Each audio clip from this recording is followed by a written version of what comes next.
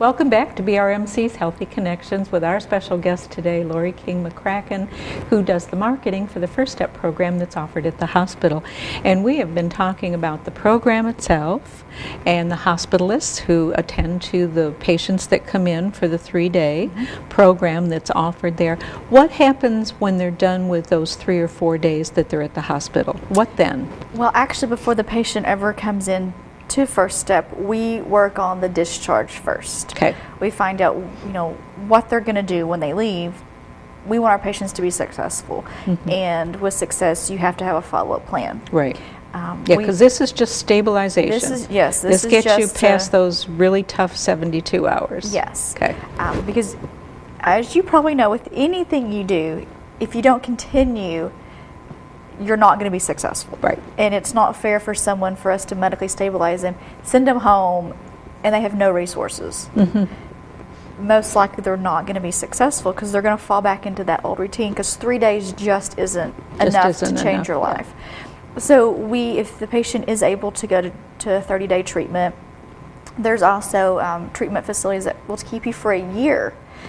We want to have that set up before the patient comes in. It's a smooth transition. The patient comes to First Step, they stay, they go from us straight to the next place. So there's no, not going, there's none of that going home, thinking, talking to the friend who might not be as supportive. There's none of that. Yeah. So we like to have that set up before. But we understand that some patients are the breadwinners, they can't go to treatment. Let's get them set up with outpatient counseling. Break the behavior that way. Get them in some social groups. Right. Follow up with their PCP. There are other things besides a treatment facility. Talk to the one that's a year program. That one kind of fascinates me. What would that be geared towards? Maybe a teen or a? Well, those are more faith-based treatment facilities. They are little or no cost, because with treatment, insurance doesn't pay for treatment. Okay. So any of it? Very few insurance companies will pay for treatment. Okay. So a patient has to pay for that out of their own pocket, and it can be very, very expensive. But with faith-based facilities, they're typically 3 months to a year-long programs, and they work for the community. The community donates to the treatment facilities. So when the patient goes, it's very little cost, if anything. Usually they're more like a work program when they go.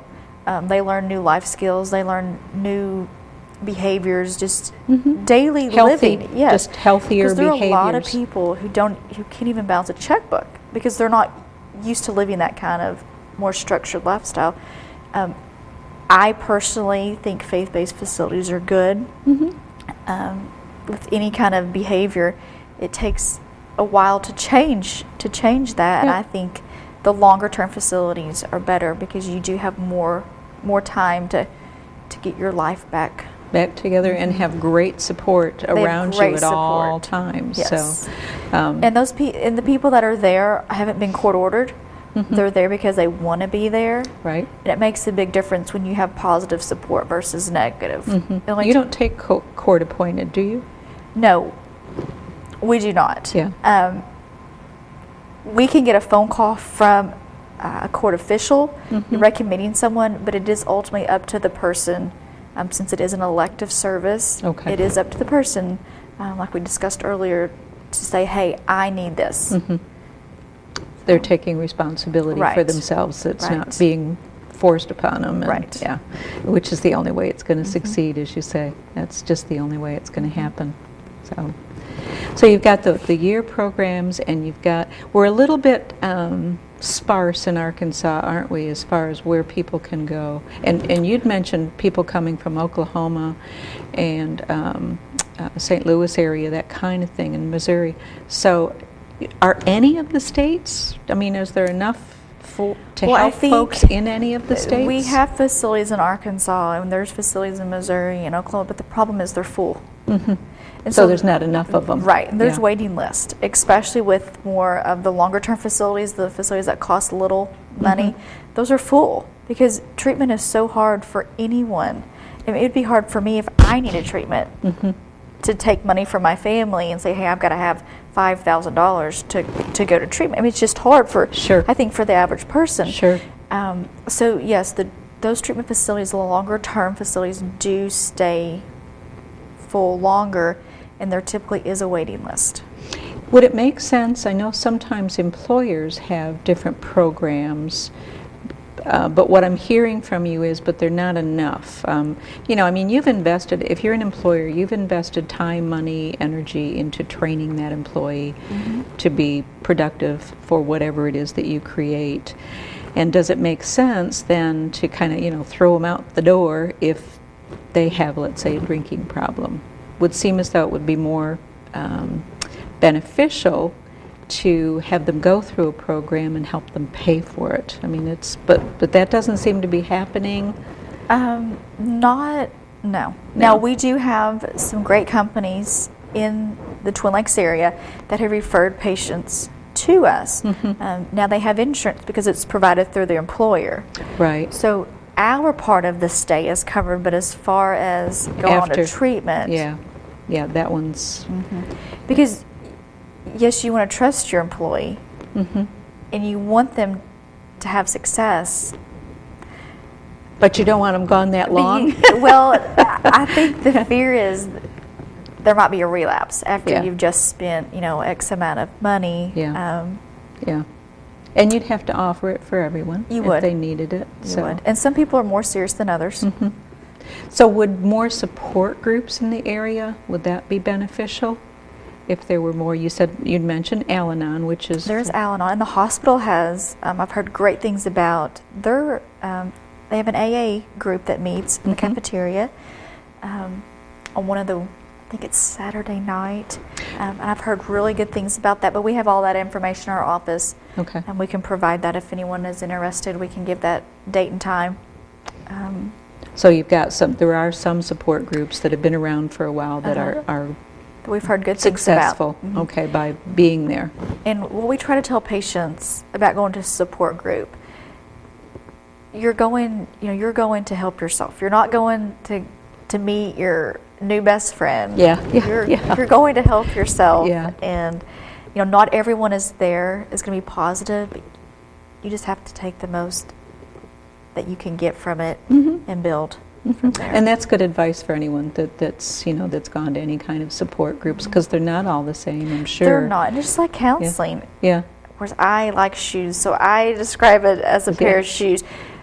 Keep trying them on until you find the one that fits you personally. Right. Which is great advice, Lori. That's really good advice. So, you know, it was a little bit off track, but just sort of fits in as well. They had in the news segment yesterday, they happened to have, they were showing people that had methamphetamine problems, and they were showing them like with a 2 or 5 year, in some cases a 10-year gap, a before picture and then 10 years later. Unbelievable. It is unbelievable. Unbelievable. How horrible people look. What it does to your body. It just seems like it just breaks it down. It just destroys it. Just destroys your body. I mean, some people were not even recognizable. Just even a couple years after they'd started using meth. Yes, and I've noticed, this is kind of a little bit off the subject here, but I think drugs and alcohol have become so prevalent in today's society. I was watching TV with my family, and one of the commercials that came on was Capella University, and they were selling their university as there's so many people struggling with drugs and alcohol. They were selling their counseling degree program based on the need for counselors. Yes, oh, you bet. Because drugs and alcohol have just become so prevalent in a lot of people's lifestyles. But I found that interesting. Usually you don't see one specific degree focused on. Sure. And they did. They're focusing on counselors to help people with drugs and alcohol. Yeah. It's got to be epidemic. I mean, it's certainly not just in Arkansas, Missouri, Oklahoma. It's all over the country. It's all over the United States. And just things that I've heard and that have changed as I've aged, and I'm thinking, I was under the misconception that heroin, once you were hooked, was you were hooked kind of forever. And there's people on Wall Street that are like weekend heroin addicts, and they only have it on the weekend. So I guess you can train your body to only need something once a week. So mine would be chocolate, but not, but yeah, not to make light of it. But, well, I know at First Step you're just really, absolutely helping a tremendous amount of people. And we certainly, all kidding aside here, want to encourage anyone that, if as you get together with family and friends this holiday season, if you know of someone that is going through an addiction, there is help for them. And it's called, here locally, it's called First Step. And Christy Stufflebeam and Lori King McCracken are there to help you. Our nurses are well trained at the hospital, as Lori has mentioned. So if you see that there's an addiction, let's do the number one more time, Lori. It is 870-508-7590. And if you forget the number, just call the hospital and ask for First Step. Yeah, 508-1000, ask for First Step, and they will get you where you need to be. And if I know that you're out on the floors a lot with the patients, so there is an answering service. Be sure and leave a name and number. Yes, leave a message and we will call you back as soon as possible.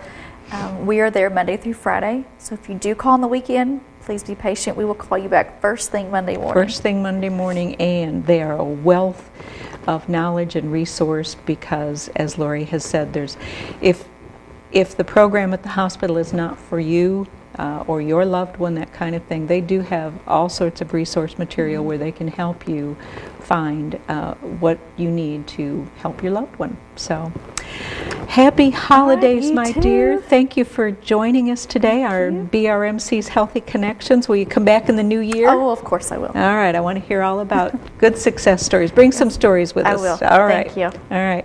Thanks for joining us today for BRMC's Healthy Connections. We will be back in the new year, 2013. We'll see you then. 2013.